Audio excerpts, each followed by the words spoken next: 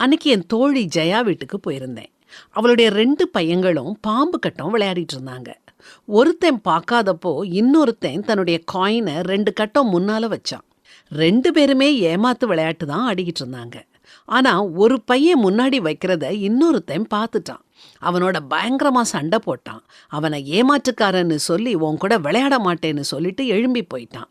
என் தோழி சிரிச்சுக்கிட்டே, நாம செய்யற தவறு நமக்கு தெரியறதில்ல, ஆனா மற்றவங்களுடைய தவறுகளை நம்ம கரெக்டா கண்டுபிடிச்சிடுறோம். இது வேடிக்கையா இருக்குது இல்லையான்னு கேட்டா. எனக்கு அது வேடிக்கையா தோணல, சீரியஸா தோணுச்சுது. நாமும் இப்படித்தானே இருக்கிறோம். நாம எல்லாருமே தப்பு செய்யறோம். சில இடங்கள்ல நாம நேர்மையா இருக்கிறோம். அதையே சொல்லி சொல்லி நம்மை உத்தமர்களா நாம காமிச்சுக்கிட விரும்புறோம். மற்றவங்க தப்பு செஞ்சா அது நமக்கு வசதியா இருந்துச்சுதுன்னா அதை பற்றி நம்ம பெருசா பேசுறது இல்ல. ஆனா நமக்கு எந்த ஒரு லாபமும் தராத மற்றவங்க செய்யற குறைகளை நாம பெருசுபடுத்தி அவங்கள குற்றவாளிகளா தீர்க்கிறோம். இது தப்பு. கொஞ்சம் பணிவோட இருப்போம்.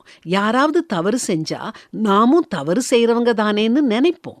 அடுத்தவங்களுடைய பலவீனங்களை பார்த்து அவங்கள இழிவா நினைக்கிறது ஆணவம். நாம சந்திக்கும் ஒவ்வொரு மனிதரும் நாம ஒருபோதும் முழுமையா பார்க்க முடியாத ஒரு அமைதியான போராட்டத்தை நடத்திக்கிட்டு இருக்காங்க. அவங்க பாவம், போராடி களைச்சு போய் இருக்கிறாங்க. இதை புரிஞ்சுக்கிட்டு அவங்க கிட்ட கடுமையா இல்லாம மென்மையா இருப்போம்.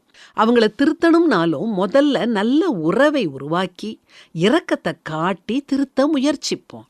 ஆணவத்தோட அவங்க குறைகளை சுட்டி காட்டினோம்னா அவங்க திருந்த மாட்டாங்க.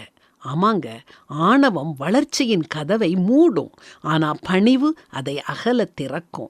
வேதாகமம் சொல்றத கேளுங்க. சகோதரரே, ஒருவன் யாதொரு குற்றத்தில் அகப்பட்டால் ஆவிக்குரியவர்களாகிய நீங்கள் சாந்தமுள்ள ஆவியோடே அப்படிப்பட்டவனை சீர்பொருந்த பண்ணுங்கள். நீயும் சோதிக்கப்படாதபடிக்கு உன்னை குறித்து எச்சரிக்கையாயிரு. ஒருவர் பாரத்தை ஒருவர் சுமந்து இப்படியே கிறிஸ்துவினுடைய பிரமாணத்தை நிறைவேற்றுங்கள்.